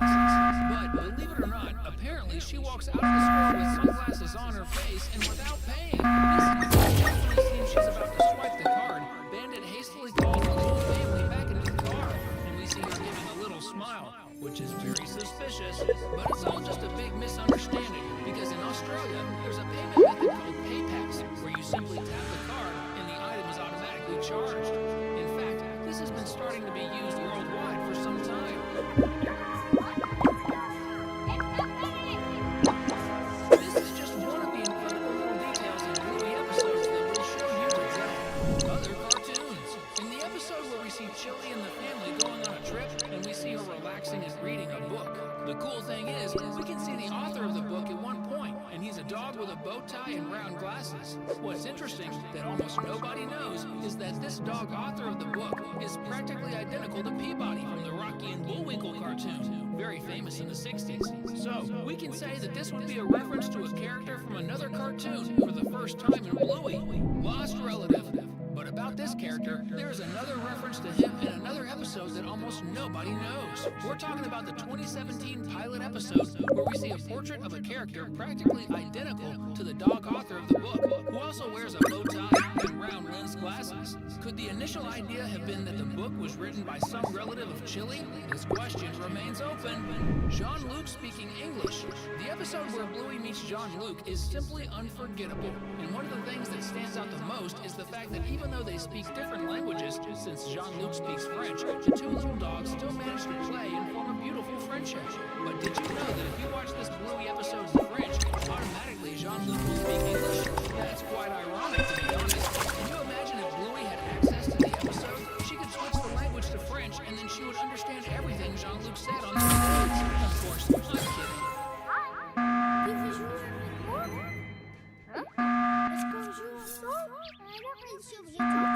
Rusty's family symbols. Rusty is the character closest to Bluey. And no, we're not talking about friendship, but rather appearance, since they both have practically the same design, as he would have been the protagonist of the series before Bluey was chosen for the role. Rusty's species is the Australian red kelpie, and this type of dog always has a spot on its chest.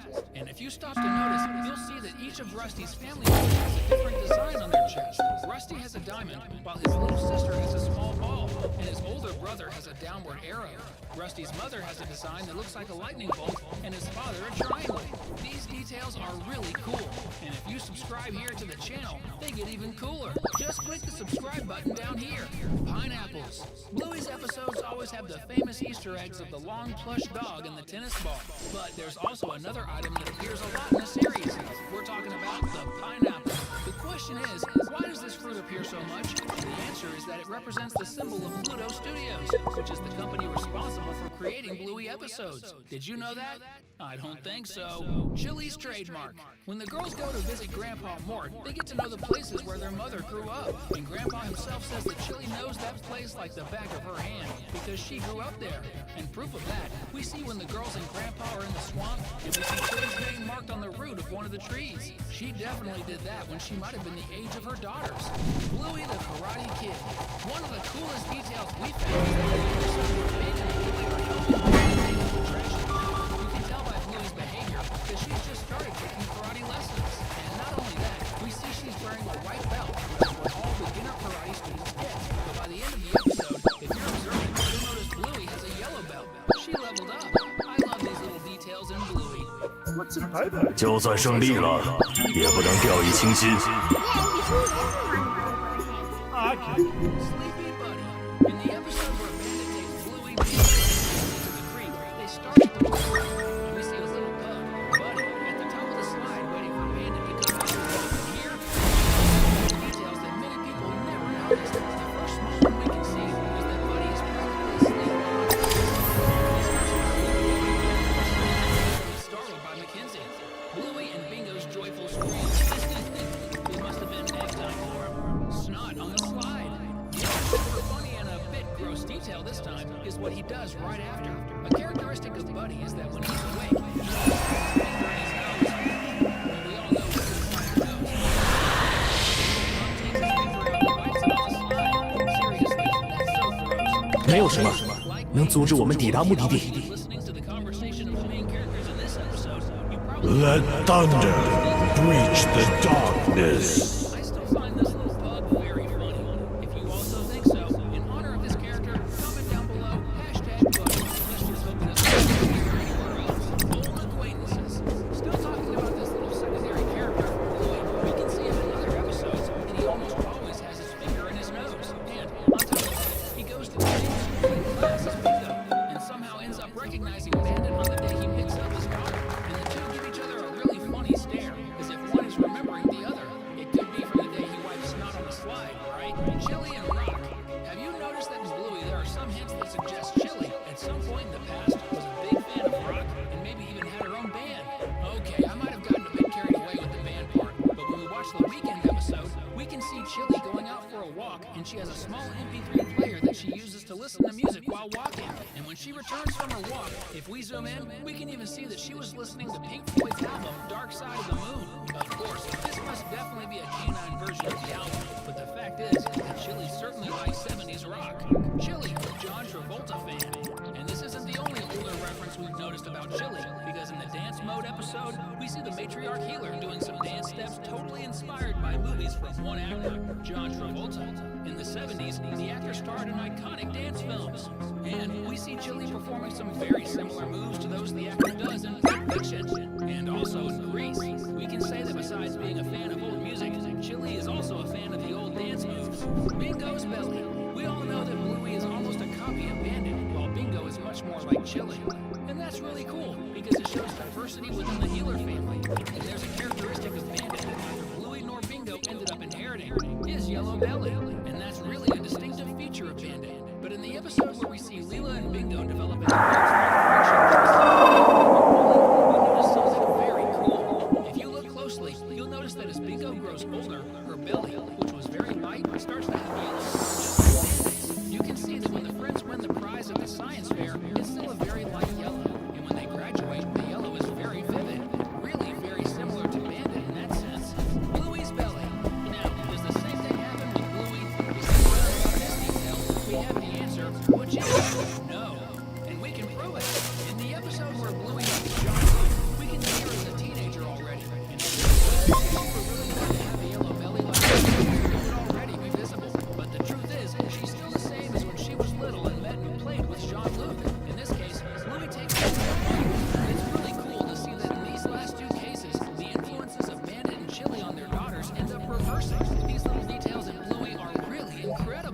Those were the 15 imperceptible details and curiosities in Bluey that practically no one had noticed. At least, not until now.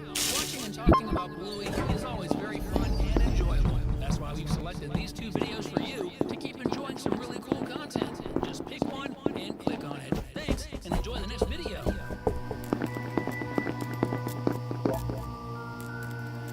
Here you go, my darling. Thanks, Wendy. I paid for it. Oh, yes. Is it true that Judo, one of Bluey's best friends, is an orphan? More than that, is it really true that she was adopted by Wendy? Undoubtedly, one of the biggest mysteries in the Bluey cartoon is related to the family of their neighbor and friend, Judo. This is because the father of the super cute Chow Chow pup has never been seen in any of the other 150 episodes of the Bluey animated series. This is extremely unusual, especially considering that the 2 families live right next door to each other. With that in mind, we researched and found disturbing signs that answer this mystery, and we're going to tell you absolutely everything we've noticed and discovered. Where Judo's father is just one of the unsolved mysteries in Bluey, just like where Grandpa Bob is, who has never visited the girls in any of the episodes, and was never at home when the grandkids are with Grandma Nana. But unlike Judo's father, we've seen him in flashbacks and even dancing. To answer both cases, many theories have been raised, even though the show's production